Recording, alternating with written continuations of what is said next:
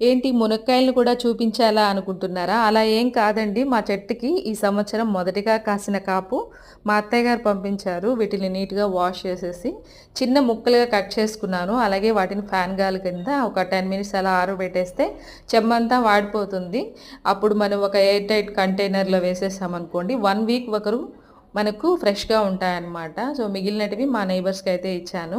Taste చాలా బావుంటాయి. మనకి ఆల్మోస్ట్ మనకి ప్రతి ఒక్కరికి కూడా ప్రతి 10 మందిలో 8 మందికి చెట్లు ఇంటి దగ్గర ఉంటాయి. ఈ మునగాకు, మునక్కాయల్లో మంచి ఔషధ గుణాలుంటాయి. తప్పకుండా అందరూ తీసుకోండి. నేనైతే సీజన్, అన్‌సీజన్ అని లేకుండా నాకు ఒక కాయలు, ఆకు ఎక్కడ దొరికినా గానీ తెచ్చుకుంటాను. మా పిల్లలు కూడా చాలా ఇష్టంగా తింటారు. మునక్కాయలతో ఎన్ని రెసిపీస్ చేయొచ్చు? మీకు తెలిస్తే కామెంట్ సెక్షన్‌లో చెప్పండి.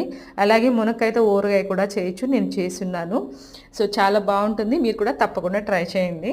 అండ్ అమెరికాలో వచ్చేసి మునగాకుని బంగారాకు అంటారంట. నేను బిఫోర్ వీడియోస్‌లో చెప్పున్నాను. వాళ్ళు చాలా ప్రీషియస్‌గా సలాడ్స్‌లో ఇంకా కర్రీస్‌లో అలా పౌడర్ లాగా చల్లుకొని తింటారు. ఇంకా గింజ ఉంటది గదా!